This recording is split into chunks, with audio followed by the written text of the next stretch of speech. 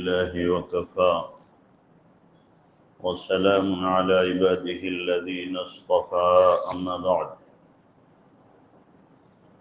فأعوذ بالله من الشيطان الرجيم بسم الله الرحمن الرحيم لقد كان لكم في رسول الله أسوة حسنة لمن كان يرجو الله واليوم الآخر وذكر الله كثيرا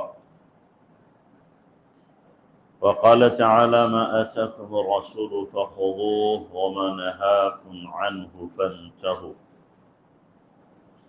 صدق الله العظيم سبحان ربك رب العزة عما يصفون وسلام على المرسلين والحمد لله رب العالمين اللهم صل على سيدنا محمد وعلى آل سيدنا محمد وبارك وسلم اللهم صل على سيدنا محمد وعلى آل سيدنا محمد وبارك وسلم اللهم صل على سيدنا محمد وعلى آل سيدنا محمد وبارك وسلم میرے محترم بھائیو بزرگو، 12 ربیع الاول آنے والی ہے اور یہ ربیع الاول کا مہینہ چل رہا ہے۔ یقیناً یہ مہینہ مبارک ہے، مبارک مہینہ مبارک کام کرنے کے لیے ہے، مبارک مہینہ نامبارک کاموں کے لیے نہیں۔ مبارک مہینہ غیر شرعی غیر دینی کام کرنے کے لیے نہیں ہے۔ اس لیے ہمیں اس مہینے میں وہ کرنا چاہیے جو شریعت کے دائرے میں ہے، اور اس سے اپنے آپ کو بچانا چاہیے جو شریعت کے دائرے سے باہر ہے۔ ہر سال بتایا جاتا ہے کہ 12 ربیع الاول میں جو خرافات ہوتی ہیں، اس میں سے کوئی بھی شریعت کے دائرے میں آتی ہی نہیں، اس کا کہیں سے ثبوت ملتا ہی نہیں ہے۔ جو کچھ بھی کیا جاتا ہے، چاہے وہ جلوس کی شکل میں ہو، جھنڈیوں کی شکل میں ہو، مختلف پکوان کی شکل میں ہو، یا اسی طریقے سے اور بہت سارے ڈرامے کیے جاتے ہیں، ڈراموں کی شکل میں ہو، باقاعدہ حور و غلمان بنائے جاتے ہیں، سجائے جاتے ہیں، آوازیں نکالی جاتی ہیں، ان سب کا ثبوت شریعت سے ہے ہی نہیں، اور کیا جا رہا ہے شریعت سمجھ کر کے۔ ظاہر ہے کہ یہ دین کے اندر ایک طرح کی دخل اندازی ہے جو اللہ کو قطعاً برداشت نہیں ہے۔ گویا کہ اللہ تبارک و تعالیٰ نے قرآن میں، نبی علیہ السلام نے حدیث میں کچھ چھوڑ دیا تھا، ہم اسے ایڈ کر رہے ہیں کہ جی اس میں یہ بھی شامل کر لو۔ اب تک یہ دین میں نہیں تھا، اللہ کو بھی معلوم نہیں تھا، نعوذ باللہ، نبی کو پتہ نہیں تھا، ہم آئے ہیں ہمیں پتہ، لہذا اس کو کیا کر لو، ایڈ کرو، شامل کرو اس کو۔ اس سے بڑی جسارت اور کیا ہوگی، اس سے بڑی حماقت کہا جائے تو کیا ہوگی، اور اس سے بڑی کہا جائے کہ دین کے ساتھ کھلواڑ، اس سے بڑا اور کیا ہوگا۔ اور پھر جلوس نکلتے ہیں، اور جلوس کے اندر جو واہیات گردی ہوتی ہے، الامان والحفیظ، نمازوں کی پرواہ نہیں ہوتی۔ ہاں یہ ضرور ہوتا ہے ٹافیاں لٹائی جاتی ہیں، بسکٹ کے پیکٹ لٹائے جاتے ہیں، اور اوپر سے لڑکیاں تاکتی ہیں اور جھانکتی ہیں، وہ بھی لوٹتی ہیں، اور آنکھیں چار ہوتی ہیں۔ ذرا سوچو یہ کس کے جلوس میں کیا جا رہا ہے، کس نبی کے جلوس میں کیا جا رہا ہے؟ نبی کے نام پر جلوس نکل رہا ہے اور یہ بے حیائی، نبی کے نام پہ جلوس نکل رہا ہے اور یہ بے غیرتی، نبی کے نام پر جلوس نکل رہا ہے اور یہ بے پردگی، نبی کے نام پر جلوس نکل رہا ہے اور نمازیں ساری ختم، نبی کے نام پر جلوس نکل رہا ہے اور پھر لڑکے لڑکیوں کا بعض جگہ اختلاط ہو جائے، آپس میں گڑمڑ ہو جائے، اوپر سے تاکہ جھانکی ہو رہی ہے۔ ہمارا ضمیر اندر سے جب مر جائے تب یہی ہوگا۔ اگر ہمارے اندر غیرت ہوتی اور اللہ کے نبی صلی اللہ علیہ وسلم سے سچی محبت ہوتی تو یقیناً یہ ممکن ہی نہیں تھا۔ جلوس اگر نکالا بھی جاتا تو نظریں نیچی رہتی، محبت اور عظمت کے ساتھ درود پڑھتے ہوئے جاتے، نئے کہ ہنگامہ کرتے ہوئے، ڈرامہ کرتے ہوئے، باجے بجاتے ہوئے، طبلے بجاتے ہوئے، اور اسی طریقے سے نامعلوم کیا کیا راگ الاپتے ہوئے نکل جائیں۔ اس سے بڑی توہین کیا ہوگی کہ نبی کے نام کو استعمال کیا جا رہا ہے کس پر؟ گانے اور باجے پر۔ نبی کے نام کو استعمال کیا جا رہا ہے سارنگی پر۔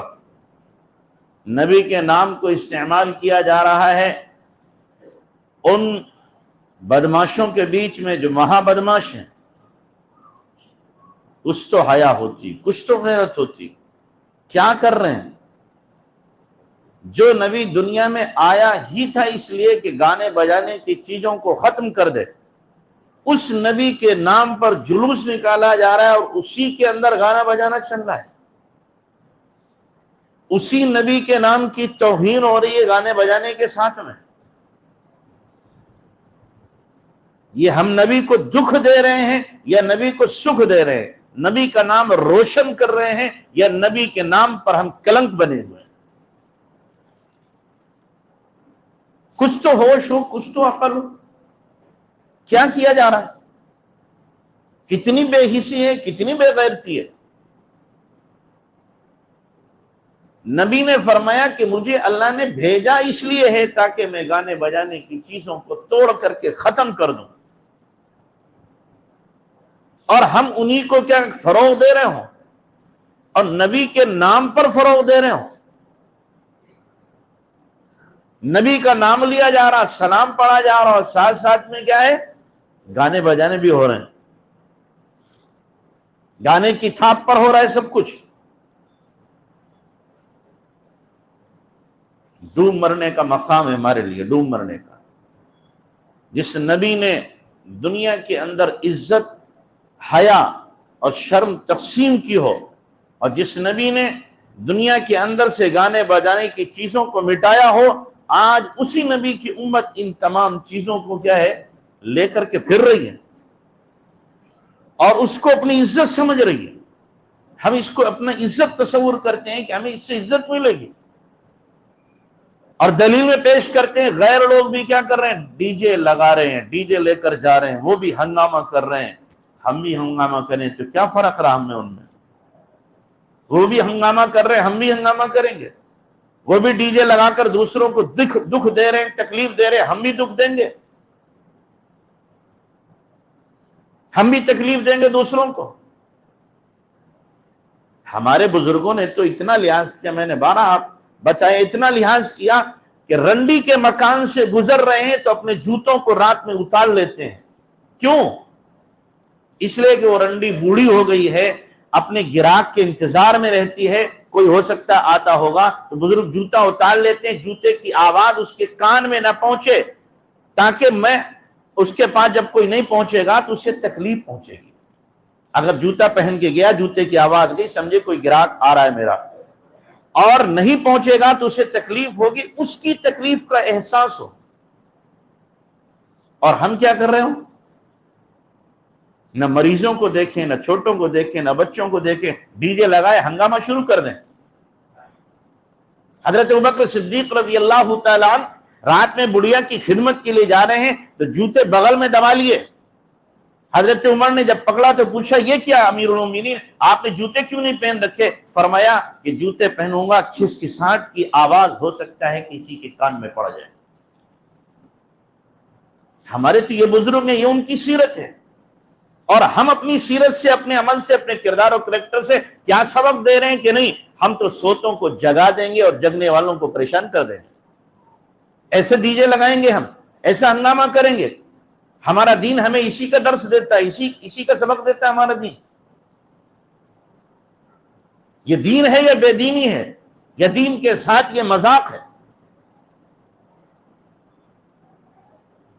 سن آپ لوگ بھی رہے ہیں، لیکن آپ میں سے ہی بہت سے لوگ کیا شریک ہوتے ہیں جا کے اسی ہنگامے میں، آپ بھی جا کے شریک ہوتے ہیں، اور بہت سے لوگ اس میں چندہ بھی دے دیتے ہیں کہ جی چلو نبی کے نام پہ چندہ مانگا جا رہا ہے، نبی کے نام پہ چندہ مانگا رہا، لے چندہ دے دو، تاکہ لوگوں کو کیا ہے ستایا جائے، لوگوں کو تکلیف دی جائے، لوگوں کو پریشان کیا جائے۔ جبکہ ایک مسلمان کو ایذا دینا حرام ہے۔ کیا کہا گیا کہ دیکھو تم حجر اسود کا بوسہ مت لینا، عمر حجر اسود کا بوسہ نہ لینا، اس لیے کہ تم طاقتور آدمی ہو، بیچ میں گھس کر کے جاؤ گے، کسی اور کو تکلیف ہو سکتی ہے، دور سے اشارہ کر لینا، ہاتھوں کو چوم لینا، اس لیے کہ مسلمان کو ایذا دینا حرام ہے۔ ہمارے دین نے تو ہمیں یہاں تک سبق دیا، اور ہم کہاں پہنچ گئے؟ ہمارے نبی نے کسی کو تکلیف کبھی دی نہیں، اور ہم نبی کے نام پر دوسروں کو تکلیف دے رہے ہو۔ ہمارے نبی تو کیا ہے مسلمان کی تعریف یہ کر رہے ہو، المسلم من سلم المسلمون من لسانہ ویدہ، مسلمان ہے ہی وہ جس کے ہاتھ اور جس کی زبان سے کسی کو تکلیف نہ پہنچے، وہ مسلمان ہے۔ میں اپنی زبان سے بھی تکلیف پہنچاؤں اور اپنے ہاتھ سے بھی تکلیف پہنچاؤں، یہ کون سی مسلمان، یہ کون سا اسلام؟ اس اسلام کا کس نے سبق دیا ہے، کس نے درس دیا ہے؟ اس لیے میرے بھائیو، اللہ کے نبی کے نام کو بدنام نہ کرو، اللہ کے نبی کے نام کو بدنام نہ کرو، اور نبی کو تکلیف نہ پہنچاؤ۔ دوسرا، اگر کوئی نبی کے نام پر کوئی کیچڑ اچھالتا ہے، نبی کی شان میں گستاخی کرتا ہے، ہمارا خون ابل جاتا ہے، جوش میں آ جاتے ہیں، تیش میں آ جاتے ہیں، یہ کر دیں گے، وہ کر دیں گے۔ ایمانی جذبہ کیا ہے؟ جوش مارتا ہے۔ لیکن ذرا اپنا بھی گریبان جھانک کر کے دیکھو، اپنے بھی گریبان میں جھانک کر کے دیکھو کہ میں کتنا تکلیف پہنچا رہا ہوں، میرے عمل سے نبی کو کس قدر اذیت پہنچ رہی ہے۔ میں خود تکلیف دینے والا بن رہا ہوں نبی کو، تو کیا نبی میرے ہیں اس لیے مجھے اجازت ہو جائے گی تکلیف پہنچانے کی؟ ان کے نبی نہیں ہیں تو ان کو اجازت نہیں ہوگی؟ کیا نبی کو اذیت پہنچانے پر ہماری پکڑ نہیں ہوگی، ہماری گرفت نہیں ہوگی؟ خدا کے لیے سوچو، خدا کے لیے غور کرو کہ قدم کہاں پڑ رہے ہیں، ہم کیا کر رہے ہیں اور کیا کرنا چاہیے ہمیں۔ تو اللہ کے نبی صلی اللہ علیہ وسلم کو ہم اپنے عمل سے اللہ کے واسطے تکلیف نہ پہنچائیں۔ میں نے بارہا یہ بات کہی کہ دیکھو، اگر آپ گائے کو مارو تو برداشت کر لے گی، ایک کتیا چل رہی ہو آپ اس کو مارو برداشت کرے گی، اس کے بچے کو مارو گے تو برداشت نہیں کرے گی، ایک گائے کی بچھیا کو مارو گے برداشت نہیں کرے گی۔ یہی حال اللہ کا ہے، یہی حال اللہ کا ہے۔ آپ اللہ کی شان میں گستاخی کرو، اللہ برداشت کر لے گا۔ گستاخی کرتے ہیں لوگ، شرک کر رہے ہیں، اللہ کی شان میں گستاخی ہے، لیکن نبی کی شان میں اگر کسی نے گستاخی کی، جان بوجھ کر یا انجانے میں، کافر کرے یا مسلمان کرے، اللہ کو یہ بات برداشت نہیں ہے، یہ بات اللہ کو گوارا نہیں ہے۔ اللہ ضرور اس کی گرفت کرے گا، ضرور اس کی پکڑ ہو کر کے رہے گی۔ تو اپنے عمل سے ہم اپنے نبی کو تو تکلیف نہ پہنچائیں، نبی کو تو اپنے عمل سے اذیت نہ دیں۔ جتنے لوگ بھی، میں نے پچھلے ہفتے بھی کہا تھا، نبی کی سنت کے خلاف زندگی گزار رہے ہیں، وہ اپنے عمل سے نبی کو تکلیف پہنچا رہے ہیں، اپنے عمل سے نبی کو تکلیف پہنچا رہے ہیں۔ جتنے لوگ بھی، میں اگر نبی کی سنت کے خلاف زندگی گزارتا ہوں تو میں بھی نبی کو تکلیف دینے والا ہوں، چاہے میں ملا ہوں تو بھی میری بھی پکڑ آئے گی۔ یا کوئی عام آدمی اگر نبی کی سنت کے خلاف چل کر نبی کو تکلیف پہنچا رہا ہے تو وہ بھی نہیں بچے گا، کسی نہ کسی درجے میں، کسی نہ کسی حال میں ضرور گرفتار ہوگا۔ اس لیے ہمیں اپنی زندگی کے بارے میں سوچنا پڑے گا غور کرنا پڑے گا ہم کیا کر رہے ہیں. یہ مہینہ بھی آئے اور ہمیں جھنجھوڑے، ہمیں آواز دے، ہمارے ضمیر کو کیا پکارے، اور پھر بھی ہم بے حس بنے رہے، ہمیں احساس نہ ہو، اور پھر بھی میری زندگی سنت کے مطابق نہ آئے، تو مجھ سے بڑا پھر بے ضمیر کون ہوگا؟ مجھ سے بڑا بے ضمیر کون ہوگا؟ مہینہ یہ ہر سال اسی لیے آتا ہے کہ میری زندگی بدلے. جو اب تک ڈرامے میں نے کیے ہیں، جو اب تک میں نے سنت کی خلاف ورزیاں کی ہیں، اللہ کے حکموں کو جو اب تک میں نے توڑا ہے، ان سے میں باز آ جاؤں، میرے ہاتھ رک جائیں، میرے قدم رک جائیں، میری زبان رک جائے، میری آنکھ رک جائے ان خلاف ورزیوں سے جو اللہ نے منع کیا ہے، جو جناب رسول اللہ صلی اللہ علیہ وسلم نے منع کیا ہے. لیکن نہیں، اللہ معاف کرے، ہم چکنے گھڑے کی طرح ہیں کہ پانی گرتا رہے گا اور بہتا رہے گا، گرتا رہے گا اور بہتا رہے گا. مول صاحب آپ کہتے رہو، ہم سنتے رہیں گے. سننے میں مزہ آتا ہے لیکن عمل نہیں ہوگا، عمل نہیں ہوگا. ہم سنیں گے، ایک کان سے سنیں گے، دوسرے کان سے نکال لیں گے، مسجد میں سنیں گے، باہر چھٹی، باہر عمل نہیں ہوگا اس کے اوپر. یاد رکھنا، یہ سننا بھی پکڑ کا ذریعہ بنے گا، یہ سننا بھی پکڑ کا ذریعہ بنے گا کہ بتانے والے نے بتایا تھا لیکن ہم نے غفلت برتی، سمجھانے والے نے سمجھایا تھا لیکن ہم نے غفلت برتی. صرف عالم کی پکڑ نہیں ہوگی اگر اپنے علم پر عمل نہیں کر رہا ہے. ایک وہ بندہ جس کو ایک بات معلوم ہے علم کی اور عمل نہیں کرتا، اس کی بھی پکڑ ہوگی. ماذا عمل بما علم، جو جانتے تھے اس پر تم نے کتنا عمل کیا. یہ نہیں کہ تم عالم تھے تم نے عمل کیوں نہیں کیا. عالم مانے جاننے والا، 10 باتوں کو جانتے تھے، 10 پر کتنا عمل کیا. 20 کو جانتے تھے، 20 پر کتنا عمل کیا. ایک کو جانتے تھے، ایک پر عمل کیا کہ نہیں کیا. سب کو معلوم ہے اور سب جانتے ہیں، لیکن عمل کے نام پر آ کر سارے کے سارے صفر ہو جاتے ہیں، زیرو ہو جاتے ہیں آ کر کے. تو اللہ کے لیے اس مہینے میں تو ہم اپنی زندگی کو بدلیں، اس مہینے میں تو اپنی زندگی کے بدلنے کے بارے میں سوچیں. میں نے پچھلے ہفتے بھی کہا تھا، اس مہینے تو کم سے کم طے کریں کہ ہم سنتوں پہ عمل کریں، یا ہم یہ طے کر چکے ہیں کہ ہمیں سنتوں پہ عمل کرنا ہی نہیں ہے. آپ کچھ بھی کہو لیکن ہم عمل نہیں کریں گے کہ ہمیں معاشرہ نہیں چلنے دیتا، گھر والے نہیں چلنے دیتے، یا دوست نہیں چلنے دیتے، رشتہ دار نہیں چلنے دیتے، یا فلاں نہیں چلنے دیتا. یہ فلاں فلاں فلاں فلاں، ان کی محبتوں میں کب تک گرفتار رہو گے؟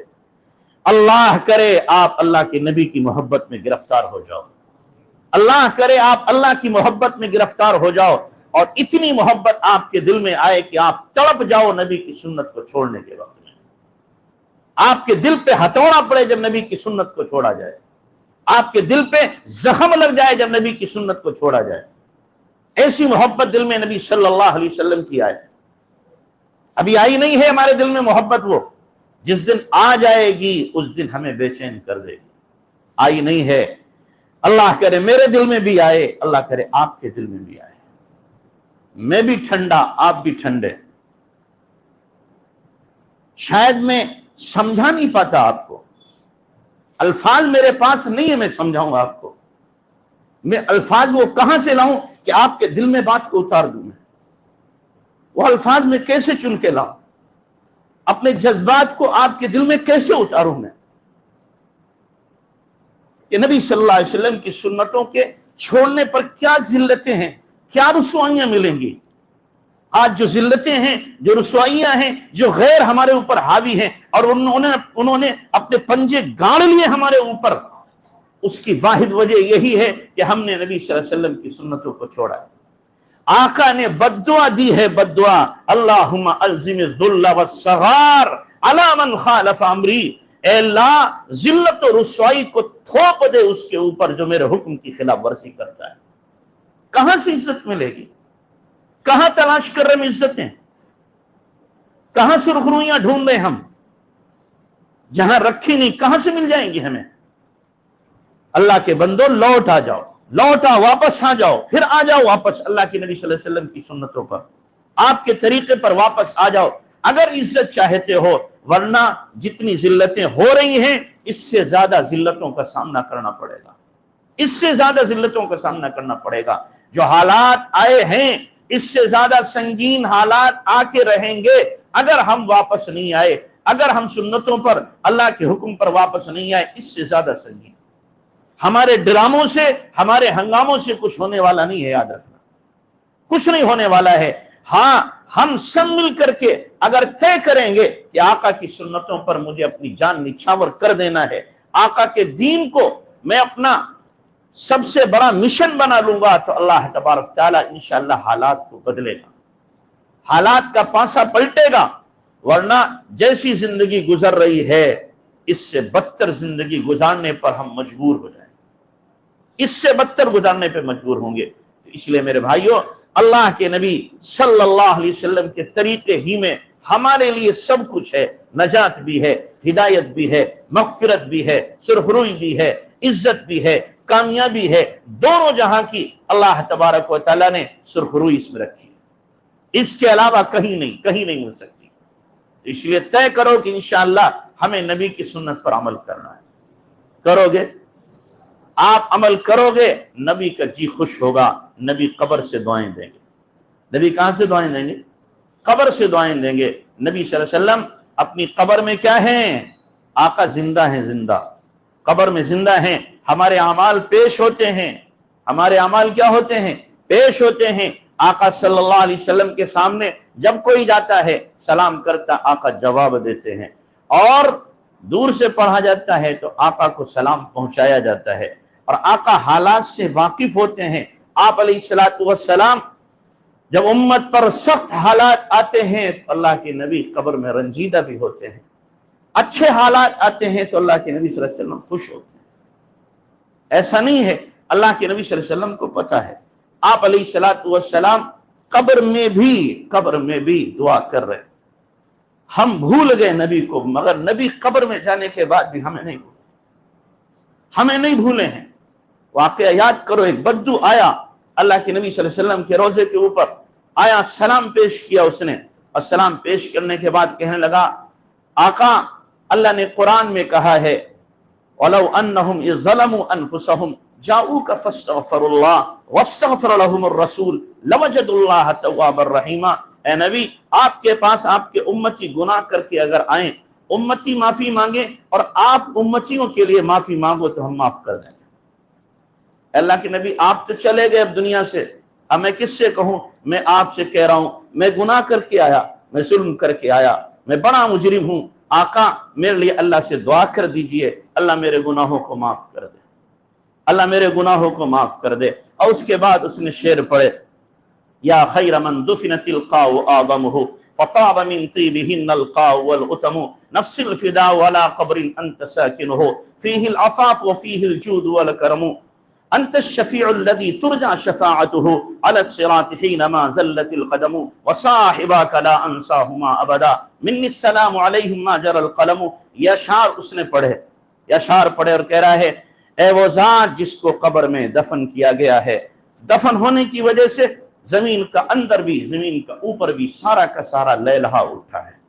یا خیر من دفنت القاء اعظمه فطاب من طيبهن القاء والأتم نفس الفداء ولا قبر انت ساكنه۔